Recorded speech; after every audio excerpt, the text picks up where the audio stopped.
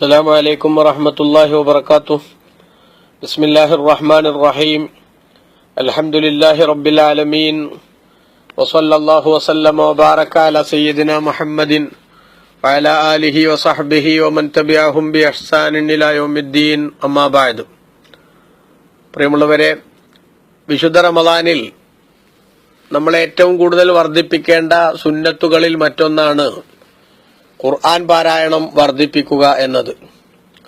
എല്ലായ്പ്പോഴും വിശുദ്ധ ഖുർആനിന്റെ പാരായണത്തിൽ വിശ്വാസി ശ്രദ്ധിക്കുകയും അവന്റെ മനസ്സും നാവും ആ ഖുർആനുമായി എപ്പോഴും കണക്റ്റഡ് ആവുകയും ചെയ്തിരിക്കണം എന്ന് ഇസ്ലാം നമ്മളോട് പറയുന്നുണ്ട്. ഖുർആനിന്റെ പാരായണം തന്നെ ഏറ്റവും പ്രധാനപ്പെട്ട ഒരു ഇബാദത്തായി പരിഗണിക്കപ്പെടുന്നുണ്ട്. ഖുർആനിന്റെ നിർവചനത്തിൽ തന്നെ കാണാം, അൽ മുതഅബ്ബദു ബി തിലാവത്തിഹി, അതിന്റെ പാരായണം തന്നെ ആരാധനയായി ഗണിക്കപ്പെടുന്നത്. അതുകൊണ്ടാണ് നബി സല്ലല്ലാഹു അലൈഹി വസല്ലം തങ്ങൾ പറഞ്ഞത്, ലാ ഖുലു അലിഫ് ലാം മീം ഹർഫുൻ. അലിഫ് ലാം മീം എന്നതൊരു അക്ഷരമാണെന്ന് ഞാൻ പറയുന്നില്ല, മറിച്ച് അലിഫ് ഒരു അക്ഷരം, ലാം ഒരു അക്ഷരം, മീം മറ്റൊരു അക്ഷരം. ഓരോന്നും ഓരോ നന്മയാണ്. ഒരു നന്മക്ക് ചുരുങ്ങിയത് 10 ഇരട്ടി പ്രതിഫലം ലഭിക്കും.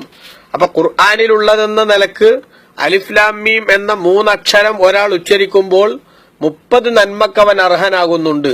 അങ്ങനെ ഓരോ അക്ഷരം പാരായണം ചെയ്യുമ്പോഴും ആ ഖുർആനിലുള്ളതെന്ന നിലക്ക് പാരായണം ചെയ്യുന്നതിന്റെ ക്വാളിറ്റി അനുസരിച്ച് ചുരുങ്ങിയത് 10 ഇരട്ടി മുതൽ അല്ലാഹു തആല ഉദ്ദേശിക്കുന്ന അത്രയും ഇരട്ടി പ്രതിഫലത്തിന് അർഹമാകുന്ന ഒരു സംഗതിയാണ് ഖുർആൻ പാരായണം. അതുകൊണ്ട് ഖുർആനിലെ ഓരോ അക്ഷരത്തിനും വലിയ പ്രാധാന്യമുണ്ട്. ആ നിലക്ക് തന്നെ എത്രത്തോളം ഓതാൻ സാധിക്കും അത്രയും ഓരോ ദിവസവും പാരായണം ചെയ്യുന്ന സ്വഭാവം നമ്മൾ സ്വീകരിക്കണം. കാരണം മഹാനായ അബൂ ഉമാമ റളിയല്ലാഹു അൻഹുവിൽ നിന്ന് റിപ്പോർട്ട് ഉദ്ധരിക്കുന്ന ഒരു ഹദീസ് കാണാം. അദ്ദേഹം പറഞ്ഞു, സമയത്തു റസൂലുള്ളാഹി സ്വല്ലല്ലാഹു അലൈഹി വസല്ലം യഖൂൽ, നബി തങ്ങൾ പറയുന്നതായി ഞാൻ കേട്ടു, ഇഖ്റഉൽ ഖുർആന ഫഇന്നഹു യഅതി യൗമൽ ഖിയാമത്തി ശഫീഅൻ ലി അസ്ഹാബി. നിങ്ങൾ ഖുർആൻ ഓതിക്കൊണ്ടിരിക്കണം. കാരണം അന്ത്യനാളിൽ ആ ഖുർആനിനെ ഓതിയിരുന്ന ആളുകൾക്ക് വേണ്ടി അത് ശുപാർശകനായി വരും. നാളെ പരലോകത്ത് നമ്മുടെ രക്ഷയ്ക്ക് വേണ്ടി ശുപാർശ ചെയ്യാൻ വിശുദ്ധ ഖുർആൻ കടന്നു വരുമ്പോ ആ ഖുർആനുമായി നമുക്കൊരു പ്രത്യേക ബന്ധമുണ്ടാക്കിയെടുക്കല് നമ്മുടെ പരലോകത്തിന്റെ രക്ഷയ്ക്ക് അനിവാര്യമാണ്. ഇമാം മുസ്ലിം റളിയല്ലാഹു അൻഹു ഈ ഹദീസ് റിപ്പോർട്ട് ചെയ്തിട്ടുണ്ട്. അതേപോലെ പ്രത്യേകം സൂറത്തുകളെ സംബന്ധിച്ച്, സൂറത്തുൽ ബഖറയെ സംബന്ധിച്ചും അതേപോലെ ആലി ഇമ്രാൻ സൂറത്തിനെ സംബന്ധിച്ചും ഇമാം മുസ്ലിം റളിയല്ലാഹു അൻഹു തന്നെ റിപ്പോർട്ട് ചെയ്ത ഹദീസിൽ കാണാൻ സാധിക്കും, യുഅ്താ യൗമുൽ ഖിയാമത്തി ബിൽ ഖുർആനി വഅഹ്ലി, ഖുർആനിനെയും അതേപോലെ ഖുർആനിന്റെ ആളുകളെയും, അല്ലദീന കാനൂ യഅമലൂന ബിഹി ഫിദ് ദുനിയ, ഖുർആനിന്റെ താല്പര്യമനുസരിച്ച് പ്രവർത്തിക്കുകയും അത് പാരായണം ചെയ്യുകയും ചെയ്തിരുന്ന ആളുകളെയും പരലോകത്ത് കൊണ്ടുവരപ്പെടും. എന്നിട്ട് തുഖദ്ദിമുഹു സൂറത്തുൽ ബഖറ വആലു ഇമ്രാൻ, അതിന് നേതൃത്വം വഹിച്ചുകൊണ്ട് സൂറത്തുൽ ബഖറയും ആലി ഇമ്രാനും കടന്നു വന്ന് തുഹാജ്ജാനി അൻ സാഹിബിഹിമ, അത് രണ്ടിനെയും പാരായണം ചെയ്തിരുന്ന അതിലുള്ള താല്പര്യങ്ങൾ ജീവിതത്തിൽ പകർത്തിയിരുന്ന ആളുകൾക്ക് വേണ്ടി അള്ളാഹുവിന്റെ അടുക്കൽ വാദിച്ചുകൊണ്ടിരിക്കും, ഇവൻ എന്റെ ആളാണ്, അതുകൊണ്ട് ഇവനെ രക്ഷപ്പെടുത്തണമെന്ന് ഈ സൂറത്തുകൾ അള്ളാഹു സുബ്ഹാനഹു വ തആലയോട് ആവശ്യപ്പെടുമെന്ന് ബഹുമാനപ്പെട്ട ഇസ്ലാം നമ്മുടെ ശ്രദ്ധയിൽപ്പെടുത്തുന്നുണ്ട്. അതുകൊണ്ട് തന്നെ വിശുദ്ധ ഖുർആനിന്റെ പാരായണം നടത്തുന്ന ആളുകൾ ശരിയായി പഠിച്ചും അതിന്റെ ആശയങ്ങളെ ഉൾക്കൊണ്ടും പാരായണം ചെയ്യുന്നവർക്ക് മാലാഖമാരുടെ കൂടെയുള്ള സഹവാസത്തിന് അള്ളാഹു തആല അവസരം നൽകുമെന്നും, അതേസമയത്ത് കഷ്ടപ്പെട്ട്, അതായത് അക്ഷരങ്ങളൊക്കെ ഓരോന്നോരോന്ന് പെറുക്കിയെടുത്തുകൊണ്ട് തെറ്റില്ലാതെ പാരായണം ചെയ്യാൻ നന്നായിട്ട് സ്ട്രെയിൻ എടുക്കുന്ന ആളുകൾ, എന്നിട്ടും അവരെന്ത് ചെയ്യുന്നു, വിശുദ്ധ ഖുർആനിന്റെ പാരായണം തെറ്റുകൂടാതെ പാരായണം ചെയ്ത് മുന്നോട്ട് പോകുന്നുവെങ്കിൽ നബി സല്ലല്ലാഹു അലൈഹി വസല്ലം തങ്ങൾ പറയുന്നത്, ലഹു അജ്റാനി, അവന് 2 പ്രതിഫലം ലഭിക്കും. ഖുർആൻ ഓതിയ പ്രതിഫലവും ഓതാൻ വേണ്ടി കഷ്ടപ്പെട്ടതിന്റെ പ്രതിഫലവും ലഭിക്കും എന്ന് ബഹുമാനപ്പെട്ട നബി സല്ലല്ലാഹു അലൈഹി വസല്ലം തങ്ങൾ പറഞ്ഞത് ഇമാം ബുഖാരി മുസ്ലിമും റിപ്പോർട്ട് ചെയ്ത ഹദീസിൽ നമുക്ക് കാണാൻ സാധിക്കും. അതുകൊണ്ട് തന്നെ വിശുദ്ധ ഖുർആനിന്റെ പാരായണം, ആ പാരായണം ചെയ്യുന്ന ഒരു മനുഷ്യൻ, അവന്റെ ഉദാഹരണമായിട്ട് ഇസ്ലാം പറയുന്നത് ഓറഞ്ചിന്റെ ഉദാഹരണമാണ്. നല്ല മണമാണ് അതിന്, അതിന്റെ ടേസ്റ്റും നല്ലതാണ്.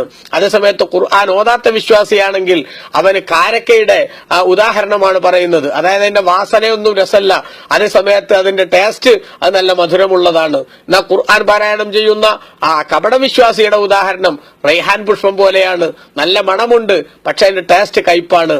എന്നാൽ ഖുർആൻ പാരായണം ചെയ്യാത്ത മുനാഫിഖാണെങ്കിൽ, കപടനാണെങ്കിലോ, അവൻ ആട്ടങ്ങ പോലെയാണ്, നല്ല വാസനയുമില്ല, നല്ല ടേസ്റ്റും ഇല്ലാത്ത ആ സാധനം പോലെയാണ് എന്ന് ബഹുമാനപ്പെട്ട നബി സല്ലല്ലാഹു അലൈഹി വസല്ലം തങ്ങളുടെ ഹദീസ് ഇമാം ബുഖാരി മുസ്ലിമും റിപ്പോർട്ട് ചെയ്ത അതിൽ വന്നിട്ടുണ്ട്.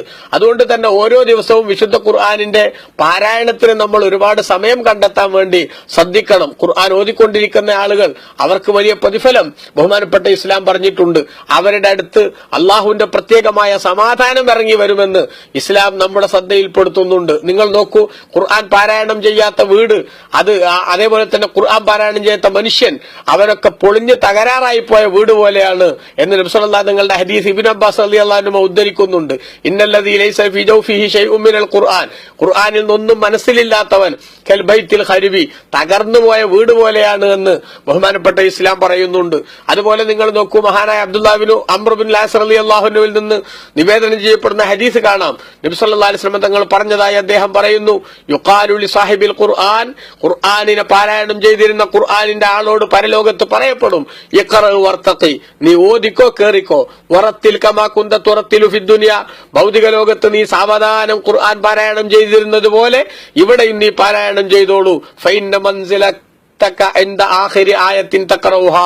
നിന്റെ സ്ഥാനം നീ ഓതുന്ന അവസാന ആയത്തിന്റെ അടുത്താണ്. നിങ്ങൾ നോക്കൂ, ഭൗതിക ലോകത്ത് 2 നിലയുള്ള ഒരു വീട് നമുക്കുണ്ടാകുന്നത്, അല്ലെങ്കിൽ ഒരു 10 നിലയുള്ള ഫ്ളാറ്റ്, ഒരു ബിൽഡിംഗ് നമുക്ക് ലഭിക്കുന്നത് എന്തൊരു സന്തോഷമാണ്. എന്നാൽ പരലോകത്ത് അല്ലാഹു സുബ്ഹാനഹു വ തആല സ്വർഗത്തിൽ അവന് വേണ്ടി ഒരുക്കി വെക്കുന്ന അപ്പാർട്ട്മെന്റിന്റെ സ്വഭാവം ഖുർആൻ പറയാണ്, നീ ഓതിക്കോ കേറിക്കോ.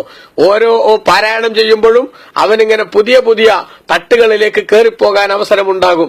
എന്നിട്ട് ഏതുവരെ അവന്റെ ആ ബിൽഡിങ്ങിന്റെ ഉയരമുണ്ടാകും, അവൻ ഓതുന്ന അവസാനത്തെ ആയത്ത് വരെ. അപ്പൊ അവിടെയാണ് നിന്റെ സ്ഥാനം എന്ന് പറയുമ്പോ അത്രയും ആകാശം മുട്ടി നിൽക്കുന്ന കൊട്ടാരങ്ങളിൽ അവന് പരലോകത്ത് സ്ഥാനം നേടാൻ പറ്റുന്ന ഏറ്റവും പ്രധാനപ്പെട്ട ഒരു സംഗതിയായി പ്രിയപ്പെട്ട സഹോദരങ്ങളെ ഈ വിശുദ്ധ ഖുർആനിന്റെ പാരായണം നമുക്ക് മാറ്റിയെടുക്കാൻ സാധിക്കുമെങ്കിൽ ആ ഖുർആനിന്റെ പാരായണം നന്നായി ശ്രദ്ധിക്കുകയും ഓരോ സമയത്തും പാരായണം ചെയ്യാൻ പ്രത്യേകം നിർദ്ദേശിക്കപ്പെട്ടത് അതാത് സമയങ്ങളിൽ തന്നെ പാരായണം ചെയ്യാൻ നമ്മൾ പ്രത്യേകം ശ്രദ്ധിക്കുകയും വേണം.